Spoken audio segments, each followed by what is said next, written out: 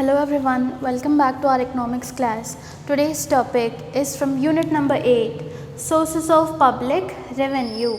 In the last class, we have discussed various items of public expenditure and today's topic is public revenue. Let us first know the difference between public expenditure and public revenue. What is public expenditure? The places where the government is spending money, that means money is going out. What is the meaning of public revenue? The places where the government is getting money. From which sources the government is getting money, from which sources the government is getting income is called as public revenue. So basically what goes out is expenditure, what comes in is called as revenue. So in today's class we'll learn from which sources the government is getting income, that is nothing but revenue. Let us start the introduction. Government needs huge revenue for the performance of all its functions effectively. So government has number of functions to perform. There are number of activities of government which it needs to perform effectively. For that it requires what? It requires huge revenue, means large amounts of money, large amounts of income. Alright, let us read it once again. Government needs huge revenue. Why does it need that much of huge revenue? Why? Because for the performance of all its functions effectively, without any mistake, if the government wants to perform all its functions, then it requires what? Huge revenue. Let us know the meaning of public revenue. Revenue received by government from various sources is called as public revenue. Means whatever the income government is getting from various sources, from different sources, is called as public revenue.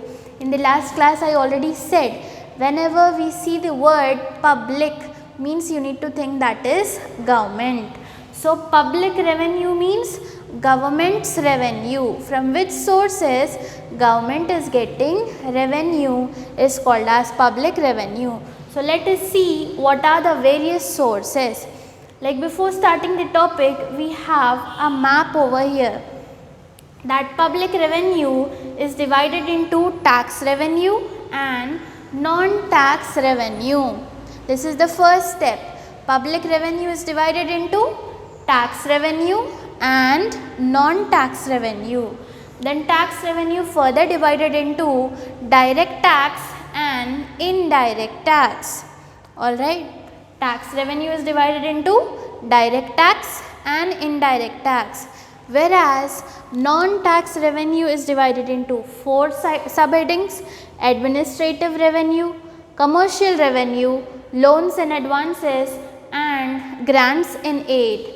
So basically public revenue is divided into 2 types. What are those? Tax revenue and non-tax revenue. Then tax revenue is further divided into direct tax, indirect tax. Then non-tax revenue is divided into administrative, commercial, loans and advances, grants and aid. Let us know briefly about each and every point. So tax revenue was divided, what is the meaning of tax revenue first? Revenue received through collection of taxes from public.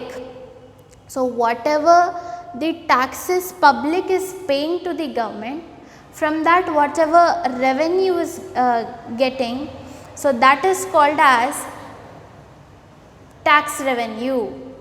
The revenue which is received through collection of taxes. The revenue which is received through what? Collection of taxes. From whom? From public is called as tax revenue.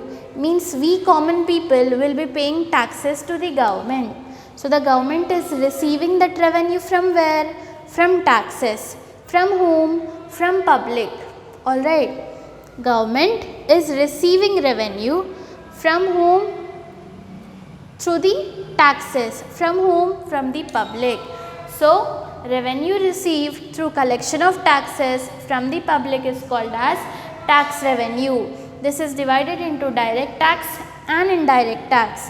Under direct tax, we have first point, taxes on INE, that is income and expenditure.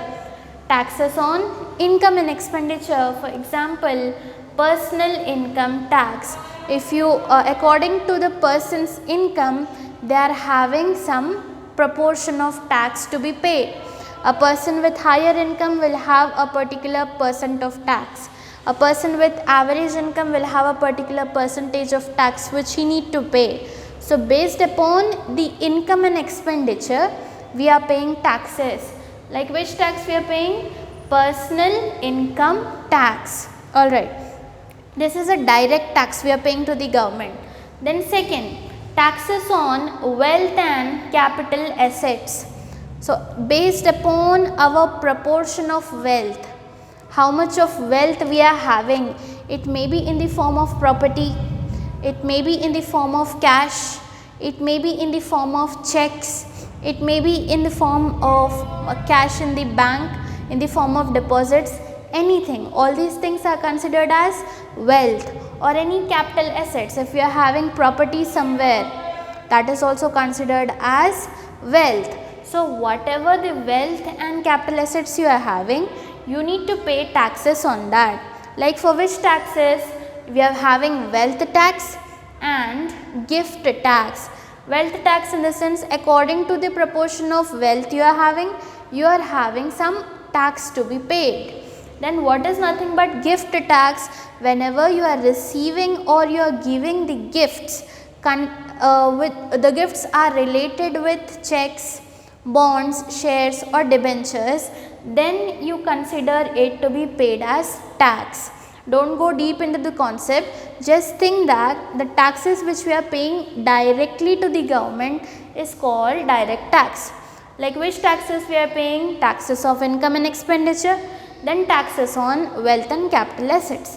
These two taxes we are paying to the government directly. Now what taxes we are paying to the government indirectly? Let us see. The taxes on goods and services, like whenever you purchase any commodity, backside MRP will be written. MRP, then you will be having, for example, if you have purchased a chips packet, that will be of how much? Rupees 5. Under this you will be having INCL of all taxes, inclusive of all taxes. This is the thing which you will be finding back of every product. So, these are all the goods, am I right? So, on goods also we are paying some tax. How much tax we are paying? We don't know. That is an indirect tax. Like 5 rupees chips packet, how much tax is included? Even I don't know and even you don't know. So, is that a direct or indirect? That is an indirect tax. For example, service tax, what all the services the government is providing, in that also we need to pay some tax. Then coming to customs duty.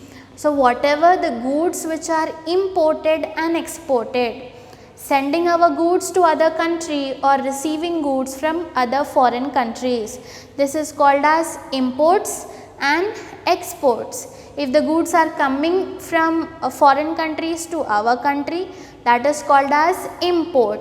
If the goods are sent from our country to foreign country, that is called exports. So, whatever the exports and imports are there, we need to pay certain amount of tax on that, which is called as customs duty. So, this is an indirect form of tax. So, in all these cases, you have observed that the taxes are collected from whom? From the common people. Common people are termed as public. So, from public, the government is collecting taxes. So, in the form of taxes, government is getting money, that is called as revenue. So this is all nothing but what? Tax revenue. So whenever we pay money to the government in the form of taxes, it will receive revenue. So whatever the revenue which is received through taxes is called as tax revenue. Once again let me repeat it. The revenue which are received through the collection of taxes from the public is called as tax revenue. This concept is completed. Coming to the second part of the topic, that is non-tax revenue. So government receives revenue from sources other than taxes.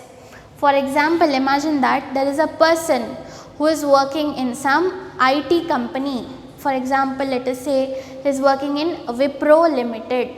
Okay, then morning he is doing some other part-time job. Okay, like keeping of newspapers, selling of newspapers, selling of milk. This is the thing he is doing in morning. Then in afternoon he will be going for job. Then after returning he is taking home tuitions. He is having his own institute. So his main job is working in company. Apart from that, what are the other sources like milk, newspaper and taking tuitions? These are the other jobs, other part-time works which he is doing other than his main job. So this is called as non-revenue sources. In the same way, the government is receiving money from taxes, that is okay. But there are certain other sources also other than taxes from where the government is getting revenue. Such sources are called as non-tax revenue. Then coming to the first point here, administrative revenue. So government receives revenue from administrative services. For example, license fee and tuition fee. For the administrative services, the government is receiving revenue. For example, what? License fee and tuition fee. Whenever you see the side heading administrative revenue, you must get two examples in your mind, that is license fee and tuition fee. Coming to second point, commercial revenue. Government receives revenue from public sector units. Whatever the public sector units are there, from there also the government is getting revenue. For example, BSNL, IOC, Indian Airlines, etc. Now what is the full form of BSNL? Bharat Sanchar Nigam Limited. It is a public sector unit, not a private sector. Then coming to IOC, International Olympics Committee or Corporation. So this is whatever the national Olympics are going to be held, worldwide or international, that is all a public sector unit, that is a government sector. Then coming to Indian Airlines, like back of many products you will be finding private limited. That means it is a private corporation, private company or private sector unit, that is completely private. Whatever the sector which are owned by government, those are called as public sector. For example, what I said, BSNL, IOC and Indian Airlines, etc. So from all these public sector units, government is receiving revenue, that is called as commercial revenue. Then coming to loans and advances. When the government revenue is not sufficient to meet the requirements, it will receive loans from financial institution. Like for example, your father's income is, imagine, 30,000 per month. Okay, but imagine that those 30,000 are not sufficient, okay, are not sufficient to meet his requirements. Then he might take a loan from our relatives or he might borrow some money from the bank. That is called as loan. So even the same situation will be faced by the government also. Like whenever the government revenue, whatever the revenue is the government is having, when it is not sufficient, when it is not enough To meet the requirements, it will receive loans from where? From the financial institution. What are the meanings of financial institution? Any commercial bank. Okay. So whenever the government's revenue is not sufficient, it will receive loans from financial institution. So money is coming again. Then grants and aid. I already said in the last class, loans means it must be repaid. Grants, once given, I cannot ask, give my money back. Okay, grants means once given, you need to forget about it. It should not be repaid. If you have borrowed 10,000 from me, if I say don't repay it me afterwards, just keep it with you, that is a grant. The second case, if I give you 10,000 and if I ask return back after 2 months, that is called a loan. Loan means it must be compulsorily repaid, whereas grants, it should not be repaid. Let us see. State governments and central governments receives loans from foreign government. State and from central government receives loans from where? From the foreign government, which should not be repaid.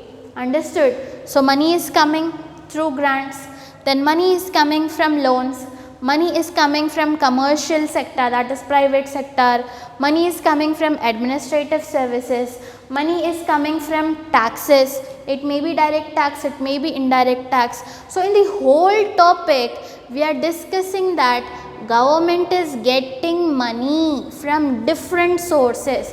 These are all various sources, right?